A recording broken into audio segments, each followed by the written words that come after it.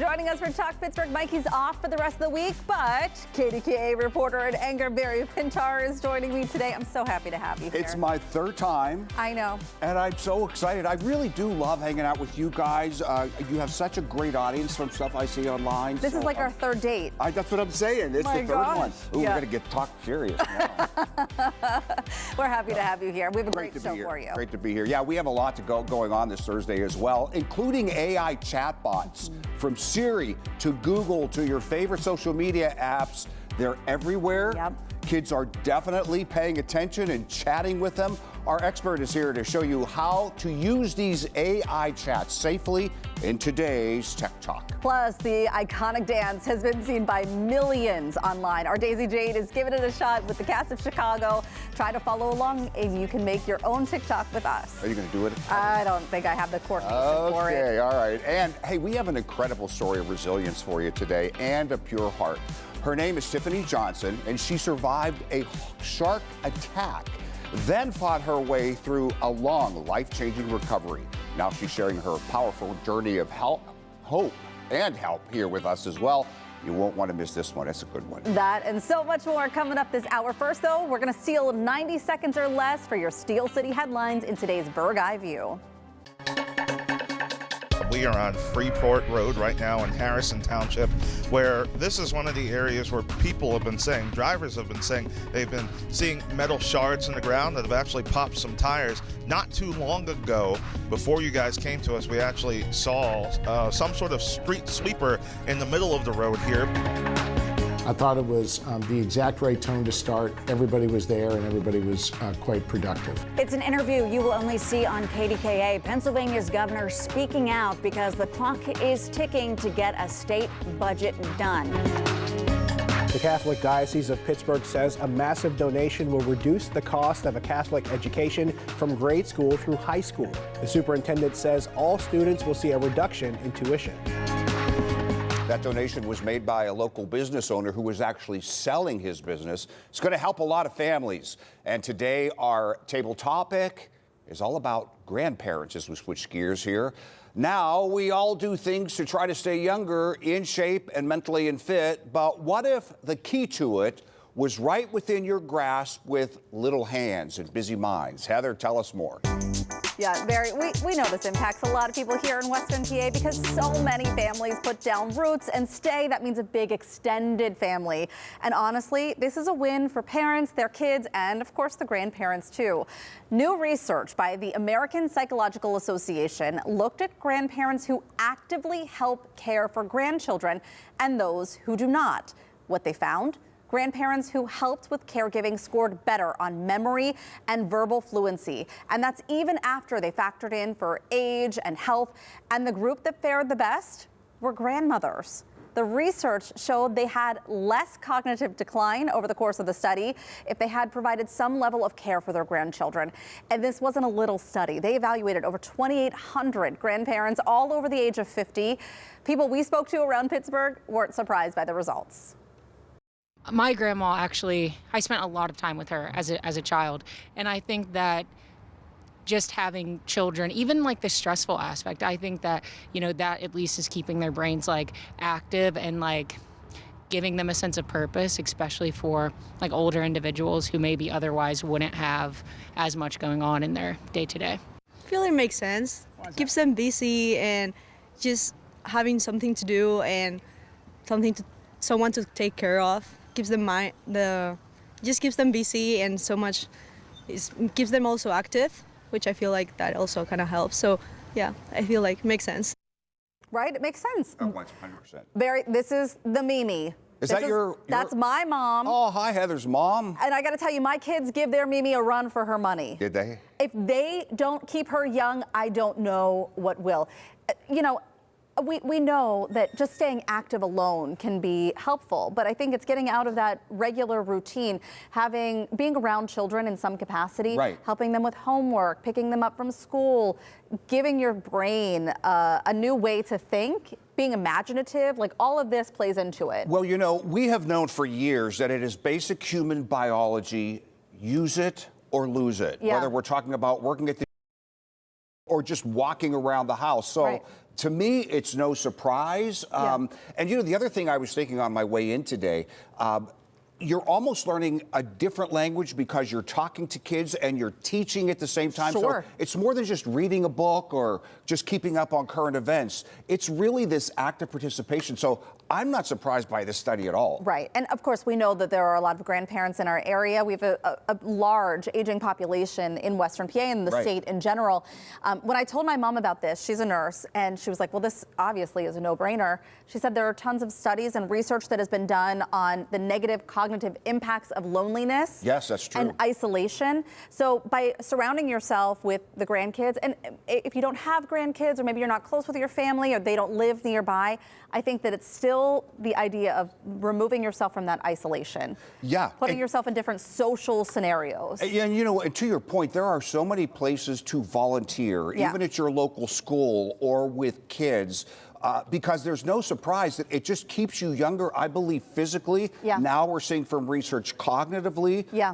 Again, it's just, and it's life enriching overall, right? Right. So the people behind the study, when I read the breakdown Yeah. of this, they really wanted to dive deeper into this. They're hoping that there's more research that will come from this because there are so many other factors. I mean, of course, they took in health and age and all of that, but they even asked just in a generalized way if they had done any child care giving in that year. So it didn't matter if it was a little bit or Yeah. a lot. Yeah. So they want to dig into it a little bit more. And I think I read, as I did some research on this as well, it was like 2,800. I don't know if you've said that yet, but there was a lot of people. It's not like a small 20 people. It was a massive study of people who did spend time with their grandkids Yeah. or not spend time with their grandkids. But again, I have to add in there and just spend time with kids. Spend time with them. You know, the Yeah. basic biology of the brain, you know, there's synapses that are firing in there. Oh, right. And we know, and they are the ones that create melatonin and serotonin, the Yeah. things that make us feel good about Right. ourselves. So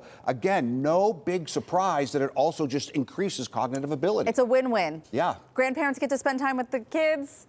The parents get to go out on a date night. Exactly. It's a whole win for everybody. I love it. Everybody Yeah. wins. Yeah, that relationship with a grandparent cannot stress enough Yeah. how important that is. It is, yeah. All right, so maybe the grandparents or grandkids are coming over for a Super Bowl party this weekend. We're only a couple of days away from the big game, which brings us to our Talk Pittsburgh question of the week. What's your game day superstition? And does it actually work? Do you have one? I actually don't. Other than waving a terrible towel. I don't care Yeah. who's playing. My terrible towel's out. You got it all the time. Yeah. Well, if you want to weigh in, head to our Facebook or Instagram page to leave your answer. You might see it tomorrow on the show. Still to come on Talk Pittsburgh, our reporter Boaz checked a big thing off his bucket list Monday, visiting Punxsutawney on Groundhog Day. So Phil popped out a few days ago, but what you didn't see is what the famous forecast is actually the finale of a day-long celebration at Gobbler's Knob.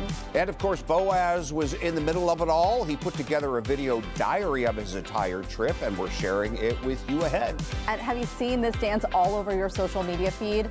I want to try it, Barry, but I can't. I don't know how. You got the hip swagger. I don't have it. Yes, you do. I'm Well, sure. it comes from one of the most popular musicals of all time, which is going to be performed in our area this weekend. Find out how you can get a little taste of Chicago in Westmoreland County. And Daisy Jade is getting a lesson from some of the cast members to really learn what it takes to put all that jazz on stage. That's coming up next right here on Talk Pittsburgh. It's like, oh yes, oh yes, Oh, there's oh smoke. yes.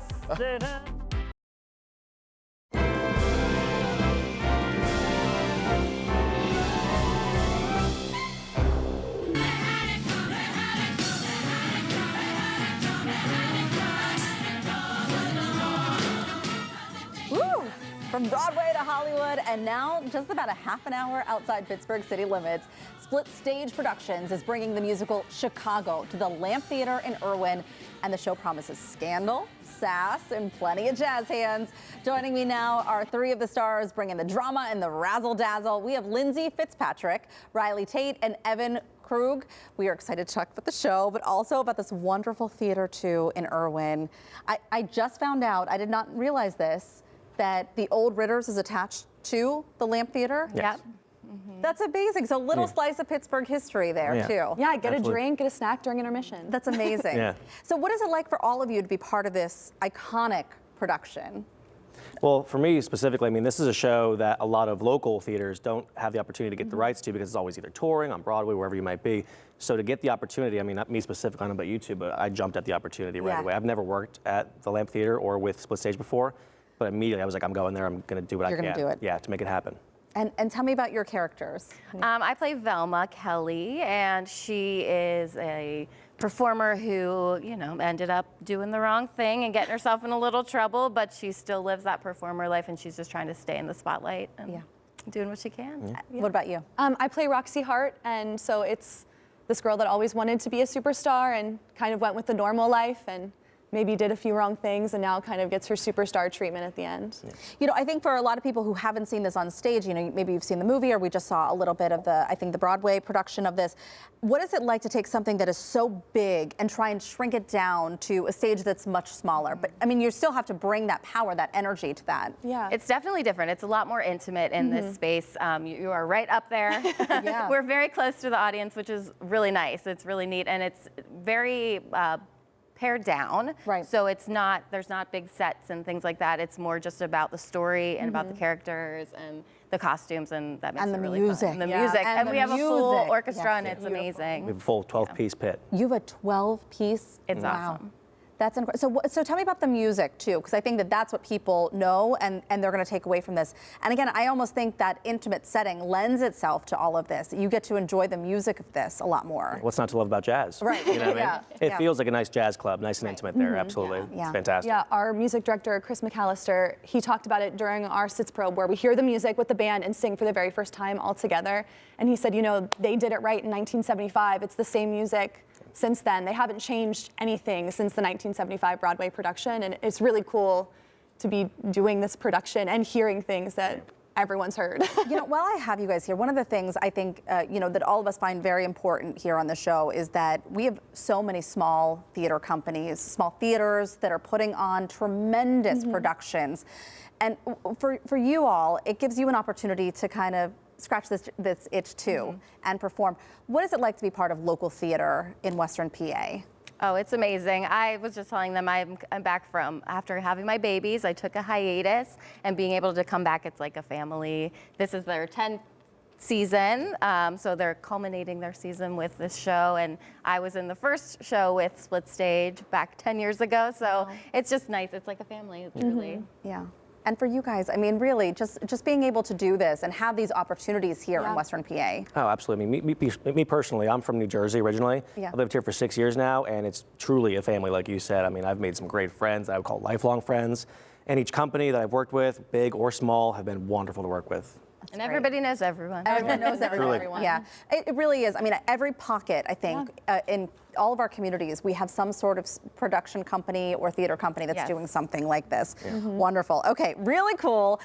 Something Chicago is known for, of course, is that iconic Bob Fosse choreography. I'm sure you've all seen it over TikTok if you're on it. We sent Daisy J to Irwin. She was in the Lamp Theater for a little dance lesson. Take a look at this.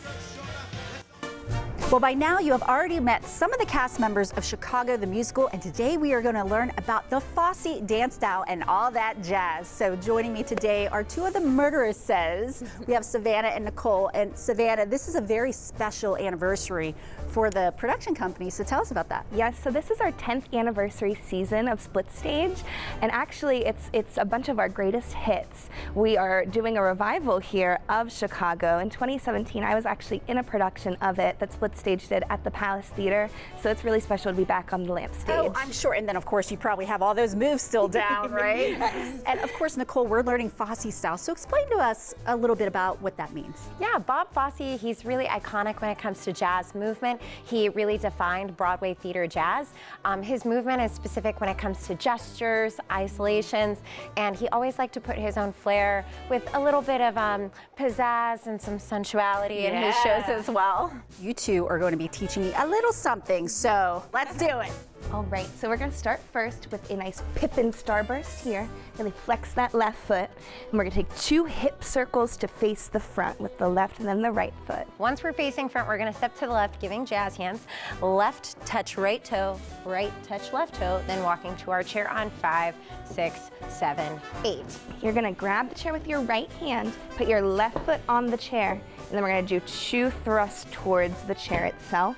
Turn around nice and quick and sit down on your chair. From here, lean back just a little bit. We're gonna kick right, left, right, put that foot down, and then open facing the back. Then you're gonna take that right hand on your chair, do 2 nice fussy hands right on your chair. Sorry, 3 of them actually. And then real quick, turn around and face the back. Well, you ladies have both showed me some of these dance steps earlier, so let's go ahead and try it with music. When trumpets were mellow and everyone only had one fellow, no need to remember when, 'cause everything old is new again. Woo! Thank you, ladies. That was so much fun. And of course, you have got to check out Chicago at the Lamp Theater. I think I need to work on my jazz hands just a little bit more. I think you did great, Daisy. Jazz hands and all. And I was taking some notes, too. You might just see the viral Chicago dance on our Talk Pittsburgh TikTok page later today. Chicago opens tomorrow at the Lamp Theater in Irwin, runs through Saturday, February 14th. We're going to have more information on our website. And thanks again to our friends who came in today to tell us a little bit more about it. Next on the show, Ron Smiley is following the cold temperatures. I keep hearing 40 degrees in the future. Yeah. We're hoping that's maybe a little sooner than later. Do you think the jazz hands make it better when it's 5 degrees outside? Let's try it. Can I see it? There we go. I Yeah. don't know. Nope, Maybe the didn't double work. jazz? No, doesn't work. Yeah, you know, temperatures are going to stay cold this weekend. We're also tracking some snow, guys. We'll talk about some first alert weather days because of the snow coming up.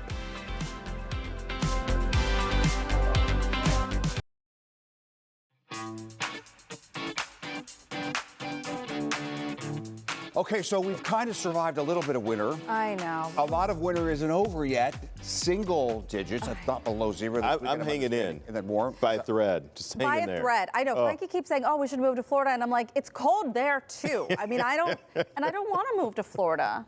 You don't? No, I look forward. Don't you have that like in my head right now? I'm counting down to spring, and it's that excitement. You need something. Oh, I to look can't wait till forward spring. to. Hey, check this out. Fish fries are in like 3 or 4 weeks. See? There To we go. me- There we to go. me, Yes. fish fry means spring is There we The go. Lenten season is almost about. Hey, and I've lived down south, guys. The summer months are horrible They're there. horrible. I know. Right And here, they're those big picture perfect. bugs. And I love Pittsburgh. We love Pittsburgh, right? We love being here. The We're just mosquitoes not so carry happy you about away. This sub-zero day after day after day I know. after day. So let's get into some first alert weather days you have. Yeah, we do have a couple of first alert weather days coming our way, both Friday and on Saturday. Friday's first alert weather day is because of accumulating snow. Let me show you the snow totals. We're expecting a region-wide, pretty fairly widespread 1 to 3 inches of snow, 2 to 5 in some of those higher elevations. So just to give you a heads up there.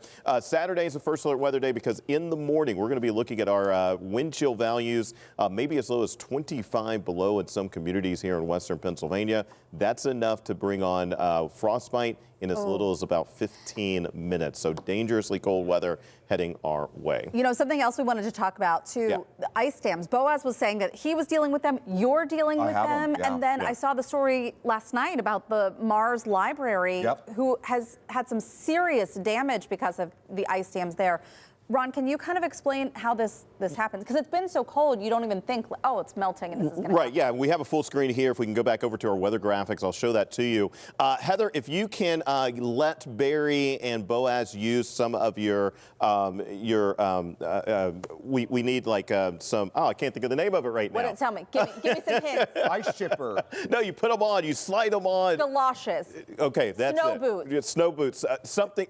All right, so we need pantyhose. That's what I'm thinking of. Oh, I'm not wearing pantyhose, Ron. Sorry. No, I'm not telling you to wear pantyhose, Barry. You need the pantyhose because you put the salt in there, you toss it up on the roof. Okay. This will help to start getting rid of those ice dams. The reason that you get the ice dams, you get the snow there, the warmth underneath from your roof starts to melt, and that's the water that comes in. Heather is over there dying right now. I'm sorry, I couldn't think of pantyhose. Well, then once you did, then it kind of transformed into this whole other thing. I'm not sure that was helpful, Ron, but thank you. Yeah. Barry, please do not try to wear her pantyhose. Yeah, don't. No, I don't have any pantyhose in my drawer, full disclosure, so I'm just going to have to throw the salt up there. Also, that's one of those words like moist that I just hate. Yeah. Pantyhose. Yeah. Oh, you don't I like hate it. pantyhose? No, tights are fine. You probably All can't right, be in Ron. the musical Chicago then. No, probably not. Yeah. All right. All right, thank you there, Ron. All right, how about this one? A few days ago, you probably know Phil the Groundhog informed us that we have 6 more weeks of winter. Yeah. I'm sure most of you saw that short clip, but did you know that Phil's prediction is actually the end of a multi-hour show that takes place at Gobbler's Knob every year? Our own Boaz Frankel was there Monday. He said it was one of the best days of his reporting career. Yeah, he did. And he captured the whole crazy experience on video. Take a look. Why am I up at 3 a.m.? Well, because I'm getting my coffee ready, I'm packing my bag, because today is February 2nd, Groundhog Day, and we're going to Punxsutawney. We got about an hour-and-a-half drive to get to Gobbler's Knob, where the Groundhog Day festivities are held. Welcome to the Groundhog Diaries. We're in Punxsutawney. It's a little after 5:30. There's photographer Scott Janka. It is insane here. It is freezing.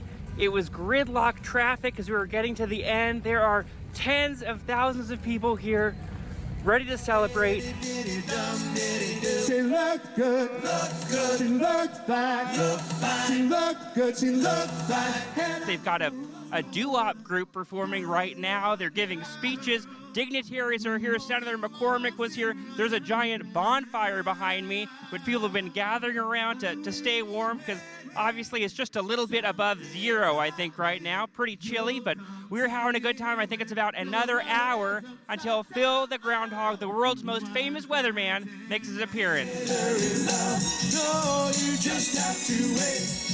What's your name? Colleen. Colleen. And you got here at 3 a.m. We were here at 3 a.m.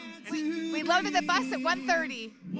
And so what kind of entertainment was going on at 3 a.m.? Everyone was just trying to find their best spot. It was really a lot of fun. Are you warm? Relatively. In the home of the brave.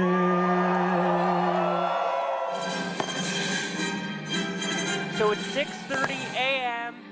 and now there's a giant fireworks display. I don't think I've ever seen fireworks in the morning. They have a fantastic medley playing. And I think this means we are maybe half an hour away from our weather prediction.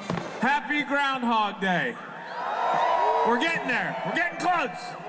As cold as it is, Monday morning, you just wonder, is anybody going to show up? And look at you. Wake up, Phil. Wake up, Phil. Wake up, Phil. Wake up, Phil. Wake up, Phil. You can see the sun just starting to rise right now. We are minutes away from the groundhog appearing. Come on now.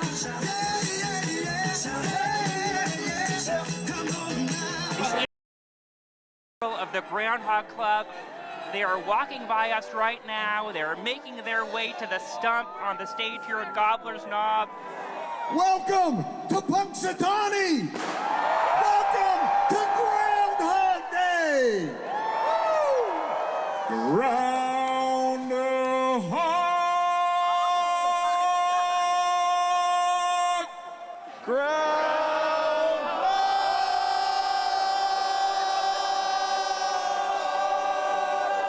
This cane gives me the ability to speak groundhogese.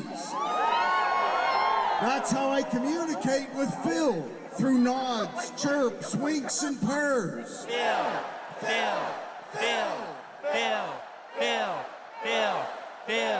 It's Punxsutawney Phil! Punxsutawney Phil is out. The crowd is going wild. He's being lifted into the air and honestly seems pretty unperturbed about it all. The crowd is hushed right now. Everybody is We have a scroll. Is eagerly awaiting Phil's prediction. That there is a shadow here on my ground. 6 more weeks of winter abound. Well, Phil has made his prediction. 6 more weeks of winter, and the crowd is not happy. Tens of thousands of people are booing around me right now. How are you feeling about Phil's prediction?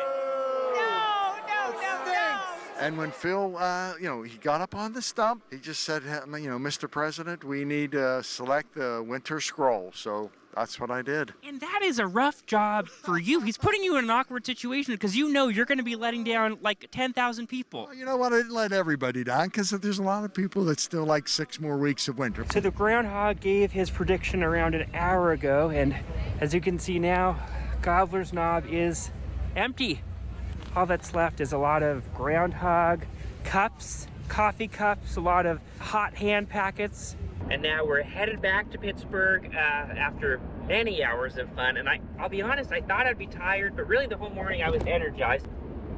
Pretty tired. Yeah, well, I feel like when you're there at the knob and you're feeling the energy, it's hard to be tired. Yeah. And now we're excited to get back to Pittsburgh, and now it's our turn to hibernate. Oh my gosh. Well, I talked to Scott on Tuesday, and he's like, I'm still trying to play catch up. And sleep or freezing? Well, from the sleep, because they got up so early. Oh, yeah, that's rough, man. You know, and Scott and I used to work the early morning shift, so we're both familiar with that early morning wake up, but his body has been out of it for so long that he said he was up at 11 p.m., like doing laundry. He's like, I don't know what to do with myself. I'm up now. What do I do? And TV has a hard time communicating freezingness. Yes. And it was cold. You could see it there. You could see it there. But you know what? It is, Punxsutawney Phil is a phenomena. Yeah. Internationally, as is that event that Boaz so effectively showed us. Amazing, yeah. And he has been trying to convince everyone to go to Punxsutawney since he's come back. Are you superstitious, by the way? Do you say, a little bit. Aha. So you believe that we have 6 more weeks of winter? I don't know. I'm not superstitious to that level, but I am I'm a little witchy. Yeah. I don't know if you know that about me. Yeah. Deep down, I think you're a little wishy? A witchy. A wishy? Witchy. A witchy? Like, I'm going to cast a spell on you, Barry. Are you serious? Yeah. Witchy? Yeah. All right, look, we're going to have more information on our website if you want to head to Punxsutawney next February. Don't worry, you're safe. Okay, yeah, I'm glad I heard it wrong. Still to come on Talk Pittsburgh. No, in a good way. We know a trip to Punxsutawney made Boaz smile. Now it's our turn to give your afternoon a look on the bright side. We're digging into some good news that's ahead. All right, and your teenager's newest friend might not even be human, but rather a chatbot answering their questions 24/7. Find out why this trend is skyrocketing and what families should look out for. But first, Tiffany Johnson's incredible story of surviving a shark attack. Yet not many people can say that, and sharing hope. Her story is next.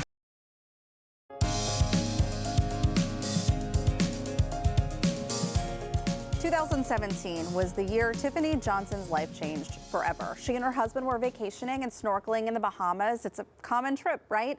Maybe some of you have been on a similar one. While in the water, though, she felt something bump into her and found herself face to face with a shark. She survived that attack and started on a journey of hope, healing, and purpose. Tiffany is here to share some of her story with us today. Tiffany, welcome. Thank you. Pleasure. And we're going to talk about why you're here in the area in just a moment. But first, can you kind of walk us through what happened in 2017? Yeah, I was on a cruise with my husband and just snorkeling, just a normal snorkel excursion.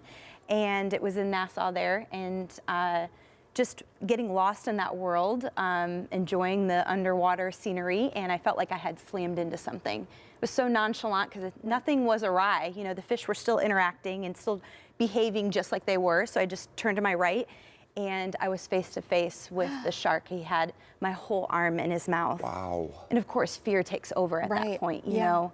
But I started yanking, and at one point his jaw's open and my arm flies out, and he had taken all of it. It was gone. So to swim back to the boat and we had a 30-minute boat ride back to port. But miraculously, I survived, and I didn't even need a blood transfusion. They said I didn't lose enough blood.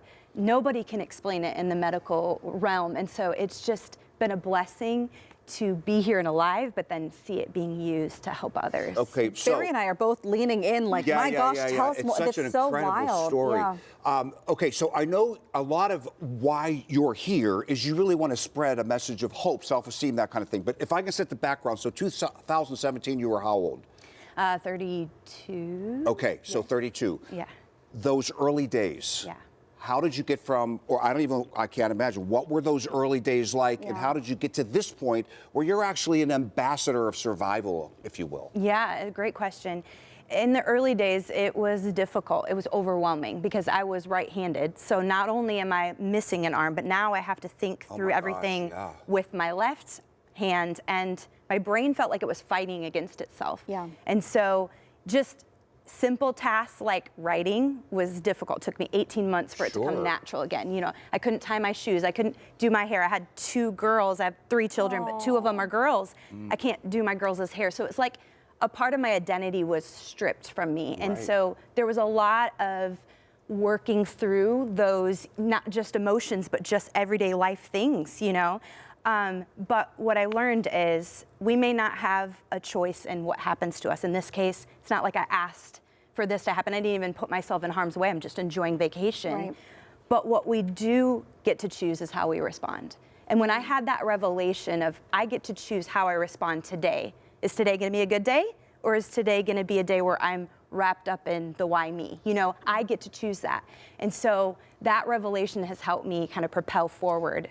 And we're seeing a little bit of you at some of the speaking engagements. You've really made this a mission to talk with kids. And as we were talking in the commercial break, you know, kids are not going to maybe survive a shark attack, but they can take this message on a much smaller scale. Maybe their parents are going through a divorce. Maybe there's something that's happening to them that is completely out of their control, and they can use your message to guide them a little bit. Yes, absolutely. And it makes those days that I still experience now, because I'm, you know, almost 9 years in now, and I still have bad days. There's still days where I wake up and I'm like, I didn't ask for this, you know? But being vulnerable and sharing that with others helps not just me, it helps everybody else see that it's okay not to be okay, but don't live there, you know?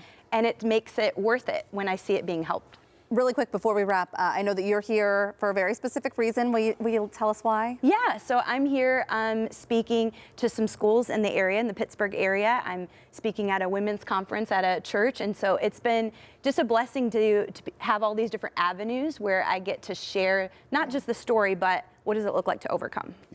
Tiffany, thank you. What an inspiration. It's okay not to be okay. It's how you survive. That's right. Excellent message. Thank you. Thank you for joining us. Thanks for having me. We're going to link you up to Tiffany on our website, kdka.com/talkpittsburgh, if you would like to know more information. All right, and still to come for you here, we're kicking off the second half of the show with the stories that are making us smile this afternoon, including big wins for 3 local dance teams. We'll show you which high schools got the W when Talk Pittsburgh returns. Welcome back to Talk Pittsburgh. Mikey's off, so Barry Pintar is here at the talk table with me, and it's been great having you here. I love being here, and it's such an honor to be here. It recharges me to talk about the good stuff, and in fact, it's time to talk about that good news and what has us talking. Okay, and I think that you're going to really enjoy this. We are starting with a standing ovation for the local high schools who just competed in Florida for the National Dance Team Championship. I had to do a little bit of homework this morning to find out about all the different tiers and levels. What we're showing you right now is Chartiers Valley High School Dance Troupe. They won 2nd in the small varsity D2 hip hop category. We also want to say congratulations though to Peters Township, who placed 5th in that same category and 1st for their junior high. Wow, junior highers, get them. And Upper St. Clair was also there too. They need props because they placed 6th in their category, which was large varsity D2 game day. And we want to say way to go to all the dancers out there. We know that they work incredibly hard all season long, trying to put that together and then compete on this national stage. So it takes a lot of courage, a lot of hard work, and we applaud you for your places. And to get that far and to go to a national competition like that is huge. Yes. So Congratulations, Yeah. Scott. Good for you. You got the moves. Yeah. All right, speaking of the moves, and Monster Jam is rolling into town this weekend. They're taking over PPG Paints Arena once again. This is a fan favorite for kids and adults. Look at the moms and dads Yes. there, I might say. Sometimes you just like to see things fly in the air and That's crash. right. That's all Yep. I can sell. All right, El Toro Loco, Gravedigger, and more are flying high Friday, 2 shows Saturday and Sunday. So again, Saturday and Sunday. Tickets are still available for their shows this weekend, along with meet and greets with the drivers. Yeah, and they're pretty cool to meet, you know, because they get to sit up there and those big trucks climb in there. Well, any little boy has had a toy like Oh, that. yeah. And I can't tell you how if you've never done it, how magical it is to see it in real 3D, you know? It's great. Great stuff. All right, still to come on Talk Pittsburgh, your first look at the KDKA Evening News. Yeah, you're going to put your other news hat on, I am, right? You're I am. switching gears. Switch it up. And if your child has questions these days, they may skip Google and go straight to artificial intelligence. Stick around as we break down the rise in chatbot use and the safety tips every parent needs. That's next.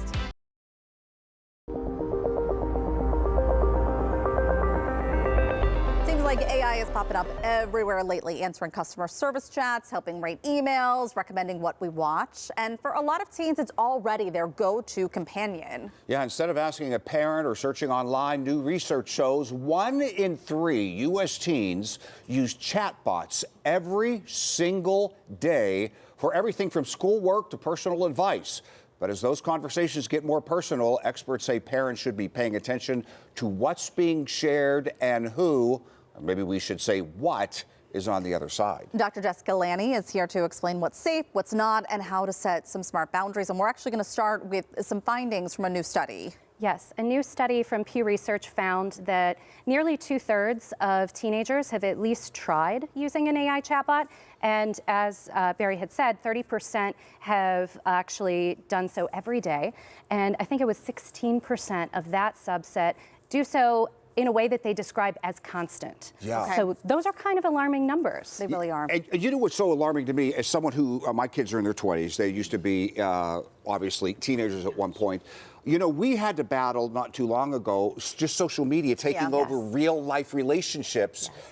This is taking it to a whole new level. Now it's not just look and take in. Now it's actually interaction. From your perspective, your opinion.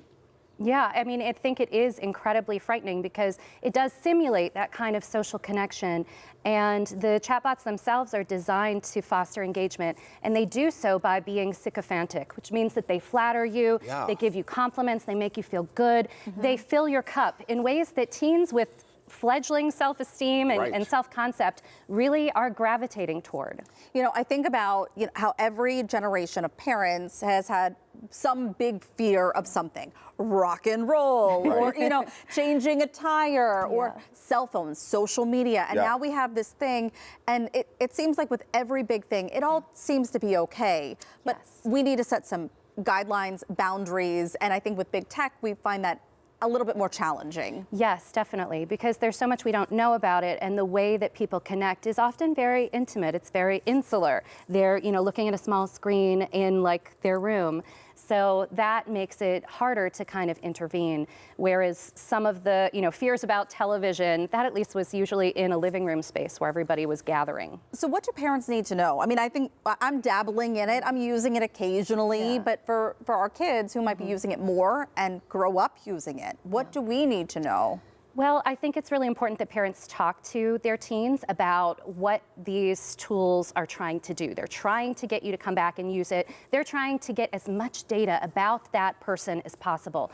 And the stewardship of that data is not very good. It is, you know, basically being used in ways that I think are unethical. So explaining that the chats themselves might be made public and searchable, those are things that are in the terms and conditions that you agree to unthinkingly without even realizing it. You know, I took a peek at the American Psychological Association study, and one of the first things they list that parents could say to their kids is just what you said, talk about privacy. Because again, as someone who had teenagers, when you tell them, you may think you're having this private conversation, but it's not. But it's out there. I really believe as a parent that that's enough to make them think twice. Would you agree? I agree. I think that the teens really want that independence, and part of that is taking control of aspects of your life, which means having some privacy.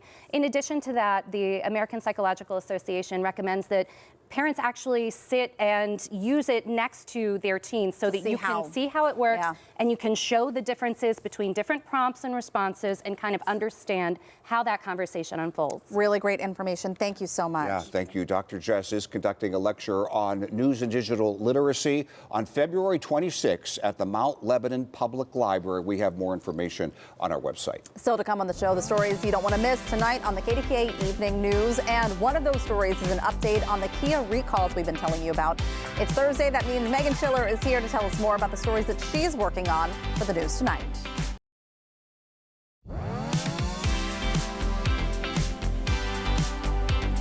Welcome back to Talk Pittsburgh. One of our favorite things to do each Thursday is to catch up on some of the investigative stories that you see right here on KDKA News. Megan Schiller is here. You had a story a few weeks ago that really took off because it impacted so many people, and this was about the Kia recall. Right. So tonight, part 2 of the investigation, you're going to hear from some of those many people that reached out, and it really shows that it's a pattern across the area. How many people are sitting with their cars idle in the driveway, or they're on the lot at the dealership and they can't even drive them. Okay, and so what you have this update tonight. So what did you find? Give us like just a little sneak peek. Well, because I can't single-handedly call Kia about every single person and their situation, I reached out to Kia and said, how can people get a second look, right? You've denied them once. People obviously disagree and don't think that they should have their warranty denied. So how can they get a second look? How can they get Kia to look at all of their documents and reconsider? And so we're going to tell people how they can do that. And also just, I think it's kind of therapeutic for people to see it's not just you, you're not losing it. It's all these people that are having this same problem. I'm going to talk to one guy. He had 4 Kias. Wow. And keeps buying them. So we're asking him why and what are you experiencing and why do you keep going back? The other thing that I know is going to impact a lot of families out here, and we've talked about this before on the show, is this possibility of cell phone bans in schools. And we would not be the only state. In fact, there are a lot of other states that have some sort of restriction or complete ban in place. So passing this Pennsylvania Senate, headed to the House, and the teachers union super pumped about this. Schools can figure out how they want to implement it, but it's bell to bell. So the kid would not have the phone.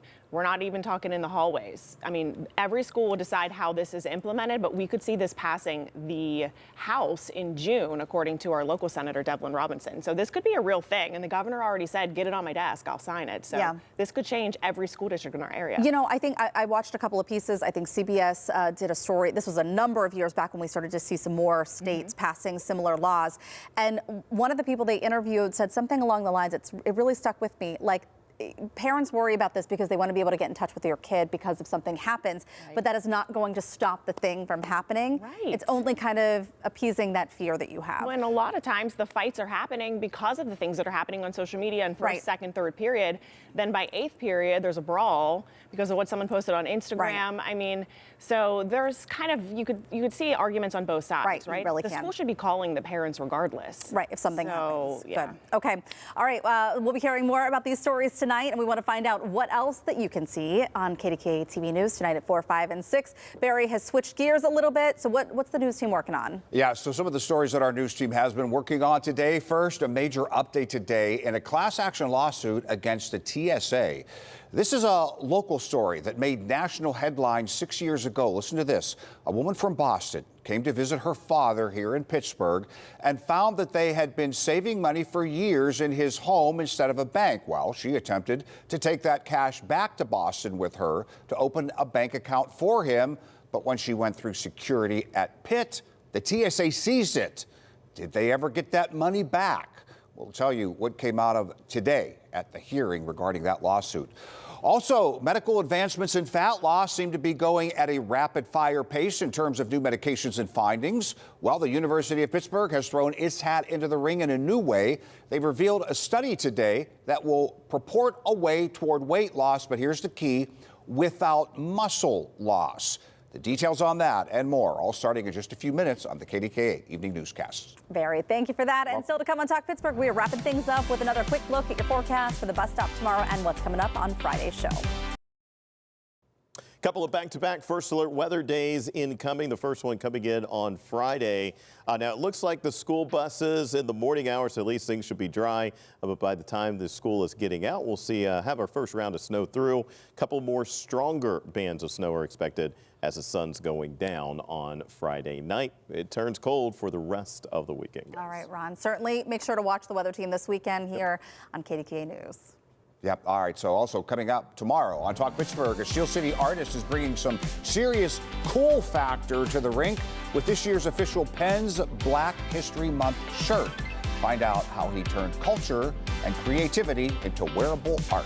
Thanks for being with us here for Talk Pittsburgh. We'll also be streaming on CBS News Pittsburgh tonight at 9. KDKA TV News at 4 starts right now.